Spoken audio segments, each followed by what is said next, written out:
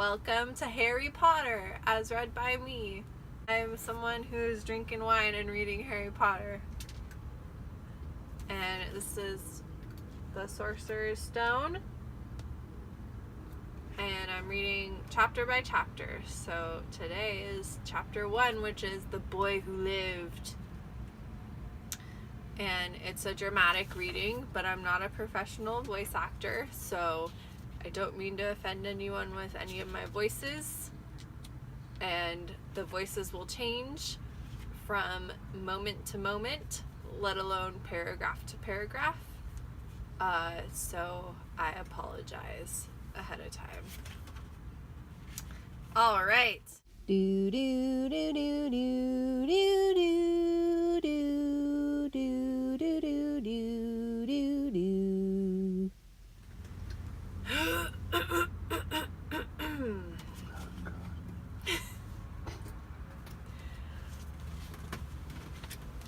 Mr. and Mrs. Dursley of number 4 Privet Drive were proud to say that they were perfectly normal. Thank you very much. They were the last people you'd expect to be involved in anything strange or mysterious, because they just didn't hold with such nonsense. Mr. Dursley was the director of a firm called Grunnings, which made drills. He was a big, beefy man with hardly any neck, although he did have a very large mustache. Mrs. Dursley was thin and blonde and had nearly twice the usual amount of neck, which came in very useful as she spent so much of her time craning over garden fences, spying on the neighbors. The Dursleys had a small son called Dudley, and in their opinion, there was no finer boy anywhere. The Dursleys had everything they wanted, but they also had a secret, and their greatest fear was that someone would discover it. They didn't think they could bear it if anyone found out about the Potters. Mrs. Potter was Mrs. Dursley's sister, but they hadn't met for several years. In fact, Mrs. Dursley pretended she didn't have a sister, because her sister and her good-for-nothing husband were as un-Dursleyish as it was possible to be. The Dursleys shuddered to think what neighbors would say if the Potters arrived in the street. The Dursleys knew that the Potters had a small son too, but they had never seen him. This boy was another good reason for keeping the Potters away. They didn't want Dudley mixing with a child like that. When Mr. and Mrs. Dursley woke up on the dull, gray Tuesday, our story starts, there was nothing about the cloudy sky outside to suggest that strange and mysterious things would soon be happening all over the country. Mr. Dursley hummed as he picked out his most boring tie for work, and Mrs. Dursley gossiped away happily as she wrestled a screaming Dudley into his high chair. None of them noticed a large, tawny owl flutter past the window. At 8:30, Mr. Dursley picked up his briefcase, pecked Mrs. Dursley on the cheek, and tried to kiss Dudley goodbye, but missed, because Dudley was now having a tantrum and throwing his cereal at the walls. "Little tyke," chortled Mr. Dursley as he left the house. He got into his car and backed out of number 4's Privet Drive. It was on the corner of the street that he noticed the first sign of something peculiar. A cat reading a map. For a second, Mr. Dursley didn't realize what he had seen. Then he jerked his head around to look again. There was a tabby cat standing on the corner of Privet Drive, but there wasn't a map in sight. What could he have been thinking of? It must have been a trick of the light. Mr. Dursley blinked and stared at the cat. It stared back. As Mr. Dursley drove around the corner and up the road, he watched the cat in his mirror. It was now reading the sign that said Privet Drive. No, looking at the sign. Cats couldn't read maps or signs. Mr. Dursley gave himself a little shake and put the cat out of his mind. As he drove toward town, he thought of nothing except a large order of drills he was hoping to get that day. But on the edge of town, drills were driven out of his mind by something else. As he sat in the usual morning traffic jam, he couldn't help noticing that there seemed to be a lot of strangely dressed people about. People in cloaks. Mr. Dursley couldn't bear people who dressed in funny clothes. The get-ups you saw on young people. He supposed this was some stupid new fashion. He drummed his fingers on the steering wheel, and his eyes fell on a huddle of these weirdos standing quite close by. They were whispering excitedly together. Mr. Dursley was enraged to see that a couple of them weren't young at all. Why, that man looked to be older than he was, and wearing an emerald green cloak? The nerve of him! But then it struck Mr. Dursley that this was probably some silly stunt. These people were obviously collecting for something. Yes, that would be it. The traffic moved on, and a few minutes later, Mr. Dursley arrived in Grunnings, his mind back on drills.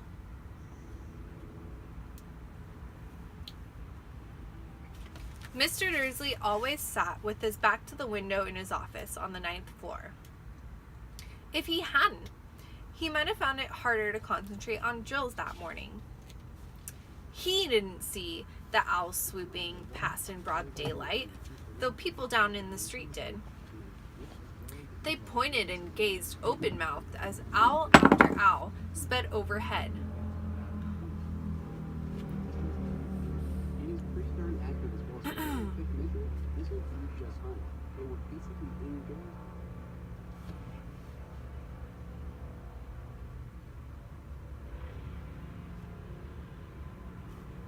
What happened? Dramatic pause? Mr. Dursley always sat with his back to the window in his office on the 9th floor. If he hadn't, he might have found it harder to concentrate on drills that morning. He didn't see owls swooping past in broad daylight, though people down in the street did. They pointed and gazed open-mouthed as owl after owl sped overhead. Most of them have never even seen an owl, even at nighttime. Mr. Dursley, however, had a perfectly normal, owl-free morning. He yelled at 5 different people, he made several important telephone calls, and shouted a bit more. He was in a very good mood until lunchtime, when he thought he'd stretch his legs and walk across the road to buy himself a bun from the bakery. He'd forgotten all about the people in cloaks until he passed by a group of them next to the baker's. He eyed them angrily as he passed. He didn't know why, but they made him uneasy. This bunch were whispering excitedly too, and he couldn't see a single collecting tin. It was on his way back past them, clutching a large donut in a bag, that he caught a few words of what they were saying. "The Potters, that's right. That's what I heard." "Yes, their son, Harry." Mr. Dursley dropped dead. Fear flooded him. He looked back at the whisperers as if he wanted to say something to them, but thought better of it. He dashed back across the road, hurried up to his office, snapped at his secretary to not disturb him, seized his telephone, and had almost finished dialing his home number when he changed his mind. He put the receiver back down and stroked his mustache, thinking. No, he was being stupid. Potter wasn't such an unusual name. He was sure there were lots of people called Potter who had a son called Harry. Come to think of it, he wasn't even sure his nephew was called Harry. He'd never even seen the boy. It might have been Harvey or Harold. There was no point in worrying Mrs. Dursley. She always got so upset at any mention of her sister. He didn't blame her either, if he'd had a sister like that. But all the same, those people in cloaks. He found it a lot harder to concentrate on drills that afternoon, and when he left the building at 5 o'clock, he was still so worried that he walked straight into someone just outside the door. "Sorry," he grunted, as the tiny old man stumbled and almost fell. It was a few seconds before Mr. Dursley realized that the man was wearing a violet cloak. He didn't seem at all upset at being almost knocked to the ground. On the contrary, his face split into a wide smile, and he said in a squeaky voice that made passersby stare, "Don't be sorry, my dear sir, for nothing could upset me today. Rejoice, for you know who is gone at last. Even muggles like yourself should be celebrating this happy, happy day." And the old man hugged Mr. Dursley around the middle and walked off. Mr. Dursley stood rooted to the spot. He had been hugged by a complete stranger. He also thought he had been called a muggle, whatever that was. He was rattled. He hurried to his car and set off for home, hoping he was imagining things, which he had never hoped before because he didn't approve of imagination. As he pulled into the driveway of number 4, the first thing he saw, and it didn't improve his mood, was the tabby cat he'd spotted that morning. It was now sitting on the garden wall. He was sure it was the same one. It had the same markings around its eyes. "Shoo!" said Mr. Dursley loudly. The cat didn't move. It just gave him a stern look. Was this normal cat behavior? Mr. Dursley wondered. Trying to pull himself together, he let himself into the house. He was still determined not to mention anything to his wife. Mr. Dursley had a nice normal day. Mrs. Dursley had a nice normal day, she told him over dinner, all about Mrs. Next Door's problems with her daughter and how Dudley had learned a new word, won't. Mr. Dursley tried to act normally. When Dudley had been put to bed, he went into the living room in time to catch the latest report on the evening news. "And finally, bird watchers everywhere have reported that the nation's owls have been behaving very unusually today. Although owls normally hunt at night and are hardly ever seen in daylight, there have been hundreds of sightings of these birds flying in every direction since sunrise. Experts are unable to explain why the owls have suddenly changed their sleeping pattern." The newscaster allowed himself a grin. "Most mysterious. And now, over to Jim McGovern with the weather. Going to be any more showers of owls tonight, Jim?" "Well, Ted," said the weatherman, "I don't know about that, but it's not only the owls that have been acting oddly today. Viewers far apart as Kent, Yorkshire, and Dundee have been phoning in to tell me that instead of the rain I promised yesterday, they've had a downpour of shooting stars. Perhaps people have been celebrating bonfire night early. It's not till next week, folks, but I can promise a wet night tonight." Mr. Dursley sat frozen in his armchair. Shooting stars all over Britain? Owls flying by daylight? Mysterious people in cloaks all over the place? And a whisper about the Potters. Mrs. Dursley came into the living room carrying 2 cups of tea. It was no good. He'd have to say something to her. He cleared his throat nervously. "Petunia, dear, you haven't heard from your sister lately, have you?" As he expected, Mrs. Dursley looked shocked and angry. After all, they normally pretended she didn't have a sister. "No," she said sharply. "Why?" "Funny stuff on the news," Mr. Dursley mumbled. "Owls shooting stars, and there are lots of funny people in town today." "So?" snapped Mrs. Dursley. "Well, I just thought maybe it was something to do with, you know, her crowd."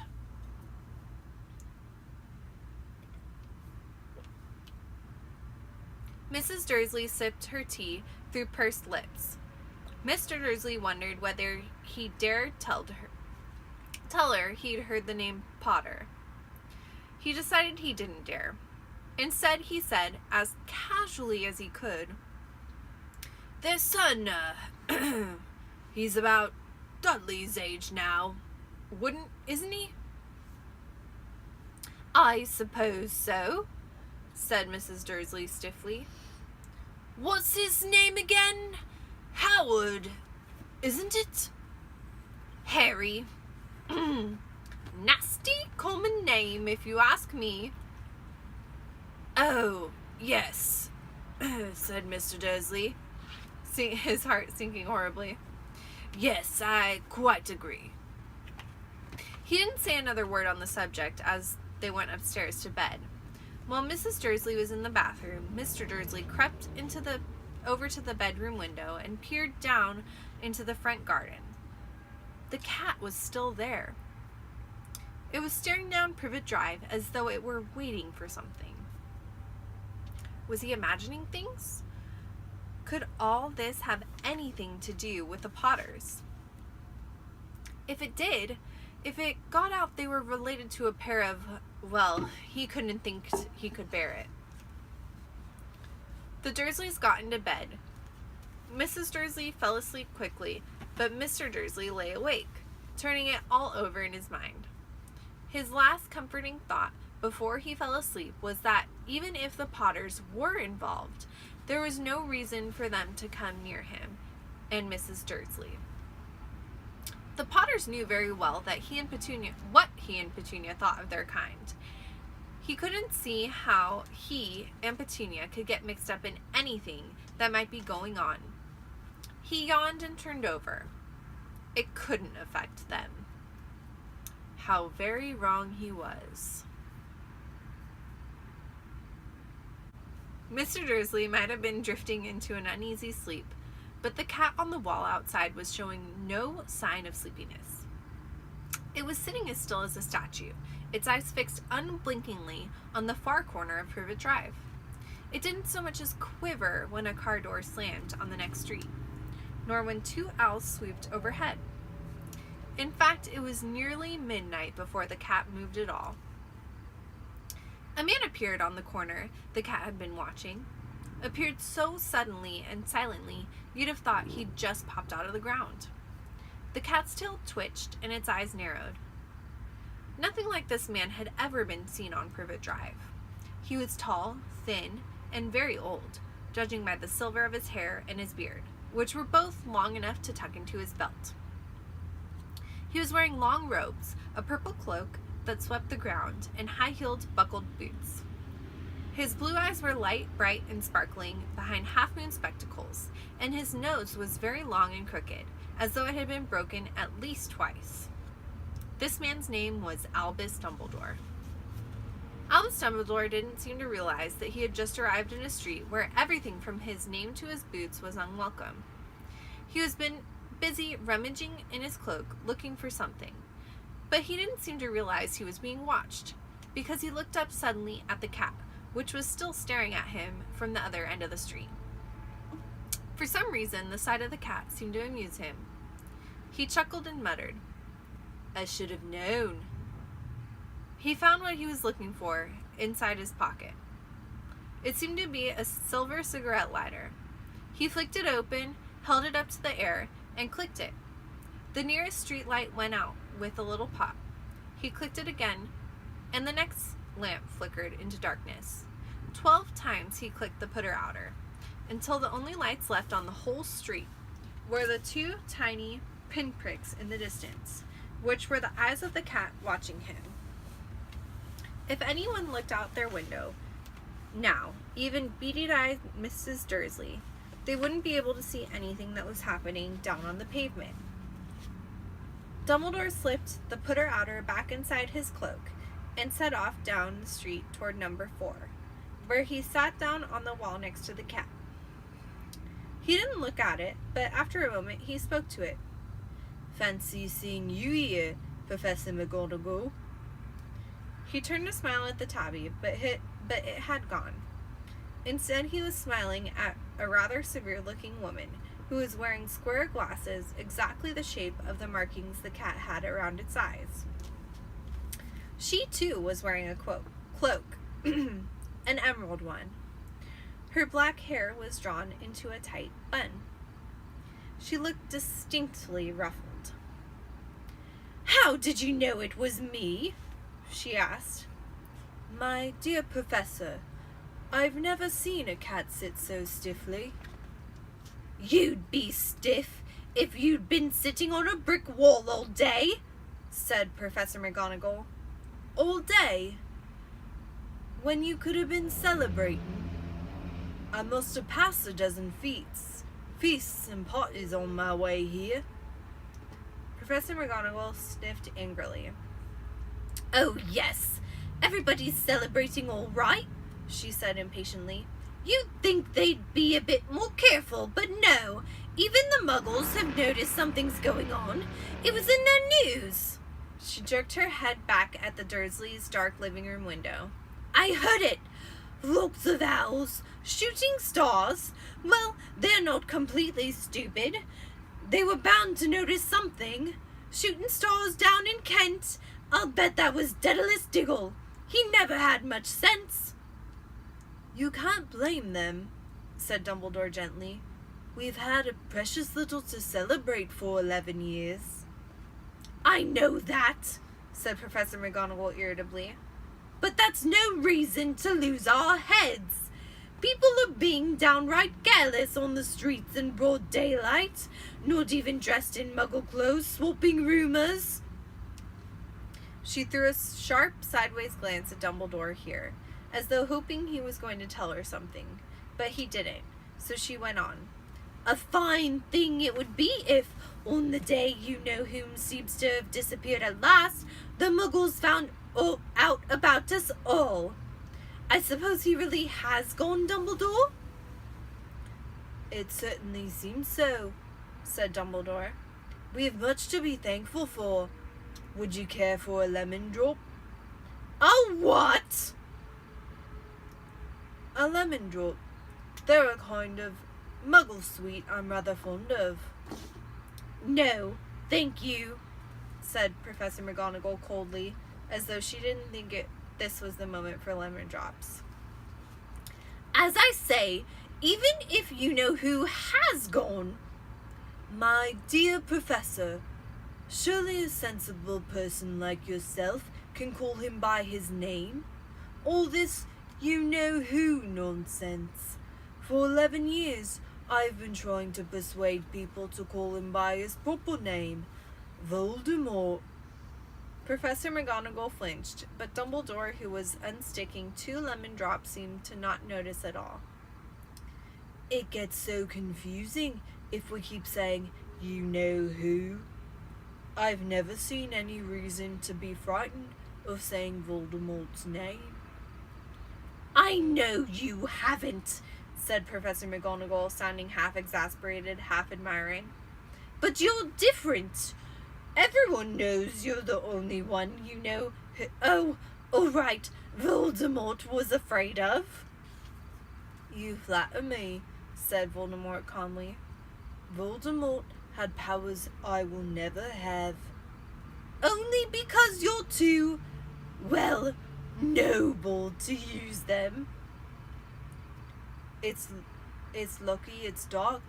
I haven't blushed so much since Madame Pomfrey told me she lacked my new earmuffs."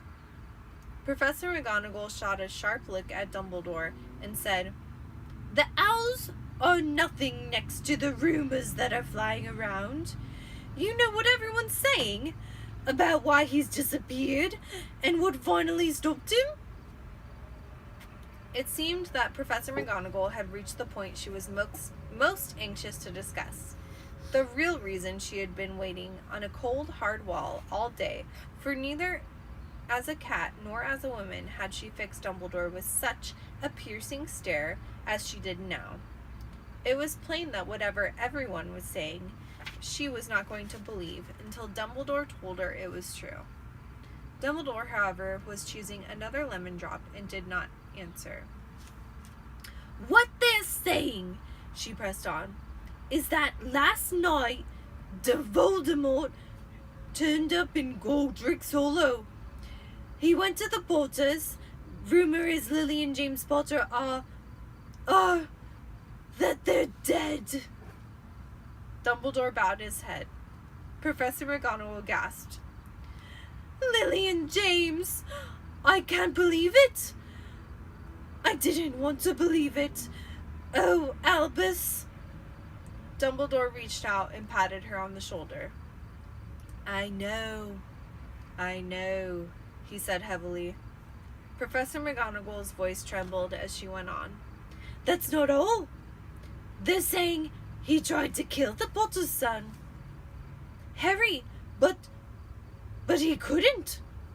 He couldn't kill that little boy. Now, no one knows why or how, but they're saying that when he couldn't kill Harry Potter, Voldemort's power broke somehow. And that's why he's gone.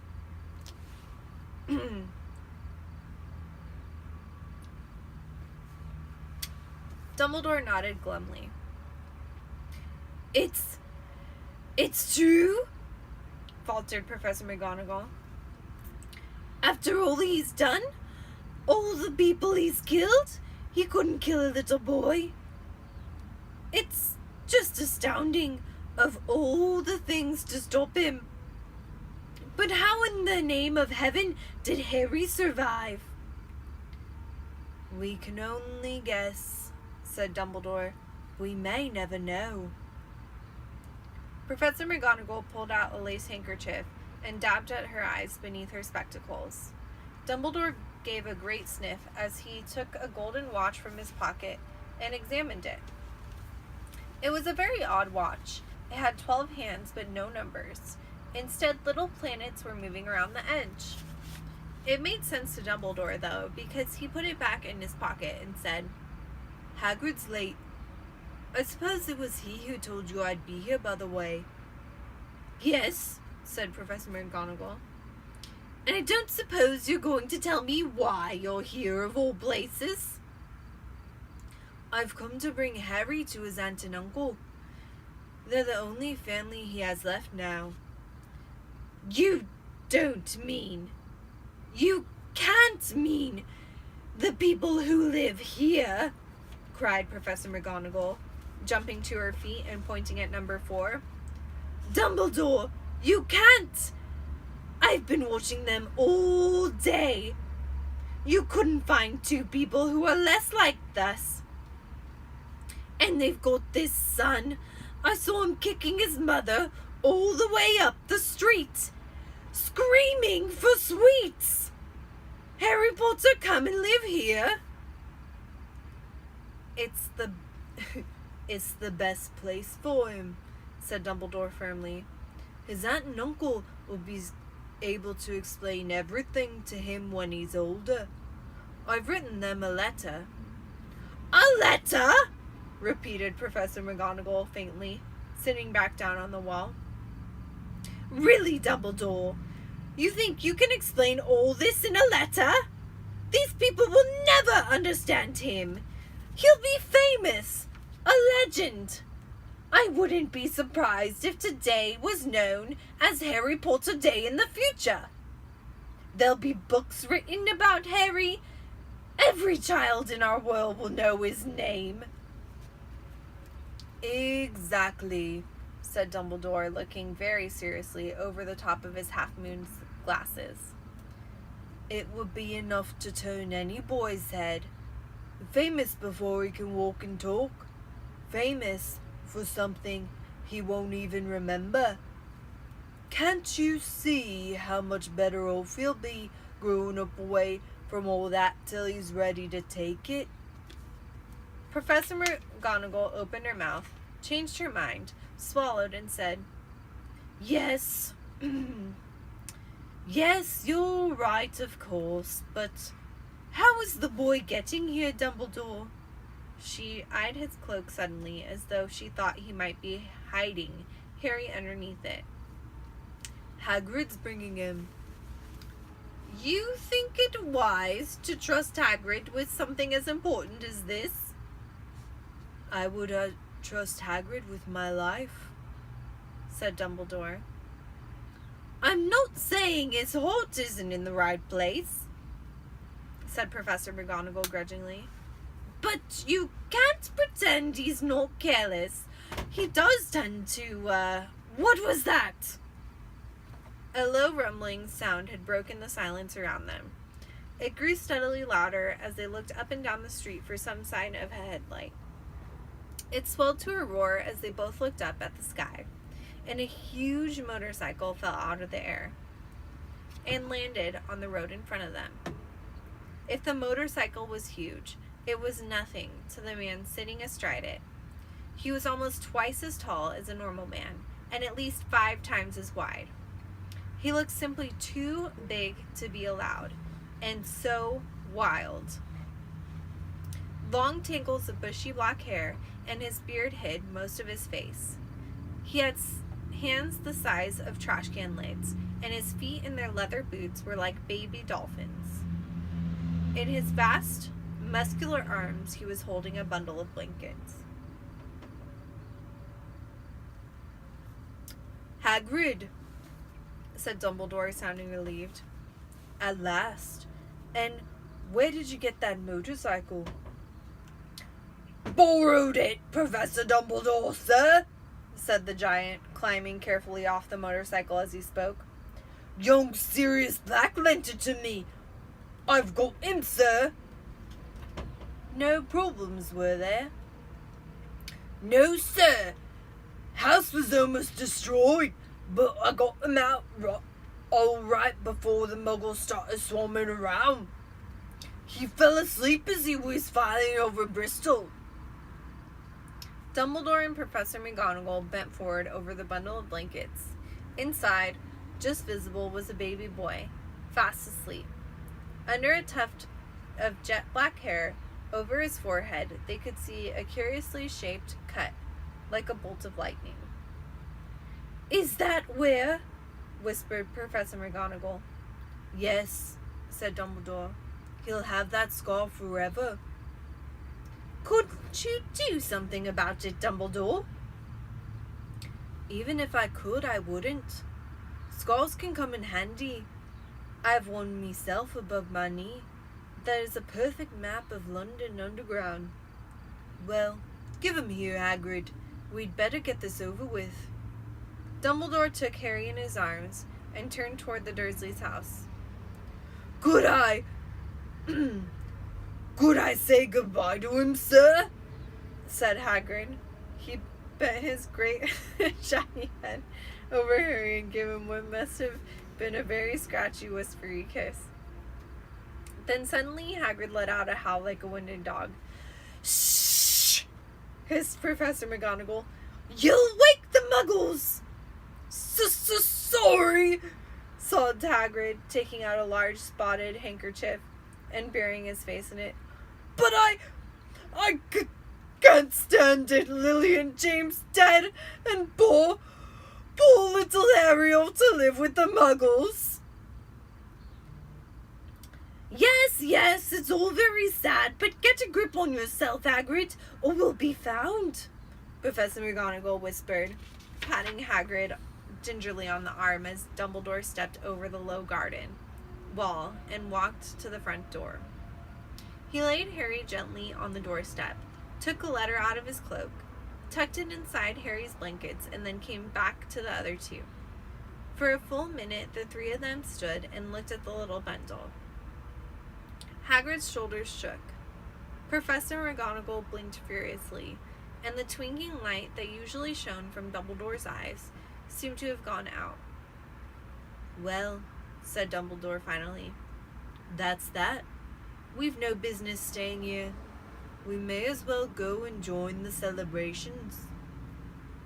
Yeah, said Hagrid in a very muffled voice. I'll be taking Sirius's bike back. Good night, Professor McGonagall. Professor Dumbledore, sir. Wiping his streaming eyes on his jacket sleeve, Hagrid swung himself onto the motorcycle and kicked the engine into life. With a roar, it rose into the air and off into the night. I shall see you soon, I expect, Professor McGonagall, said Dumbledore, nodding to her. Professor McGonagall blew her nose in reply. Dumbledore turned and walked back down the street. On the corner, he stopped and looked out and took out the silver putter-outer. He clicked it once, and the 12 balls of light sped back to their street lamps, so that Privet Drive glowed suddenly orange, and he could make out a tabby cat slinking around the corner at the other end of the street. He could just see a bundle of blankets on the step of number 4. Good luck, Harry, he mumbled. He turned on his heel, and with a swish of his cloak, he was gone.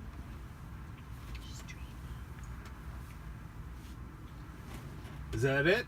No, not yet. Oh, Jesus. But she's so distracting. A breeze ruffled the neat hedges of Privet Drive, which lay silent and tidy under the inky sky. The very last place you would expect astonishing things to happen. Harry Potter rolled over inside his blankets without waking up.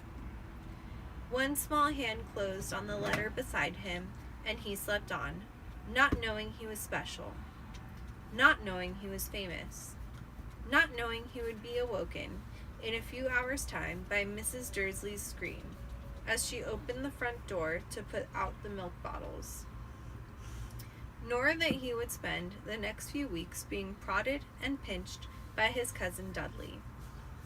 He couldn't know, at this very moment, people meeting in secret all over the country were holding up their glasses and saying in hushed voices, "To Harry Potter, the boy who lived."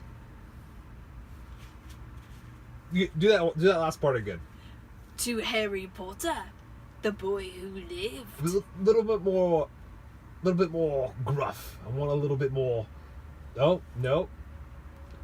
To Harry Potter, the boy who lived. It's a lot like Hagrid. I know. To Harry Potter, the boy who lived. That's like a cross between Voldemort. Do like an old man British voice. To Harry Potter, the boy who lived. Respect. Respect. All right, what's next? Next is the vanishing glass. It's when Dudley gets one present too little, so they go to the zoo, and then Harry sends a boa constrictor on Dudley. But accidentally. Or for real. Yeah, he says it was an accident, but I don't know. All right. Did you stop it? No, you gotta do like a sign off. Okay, bye. Do do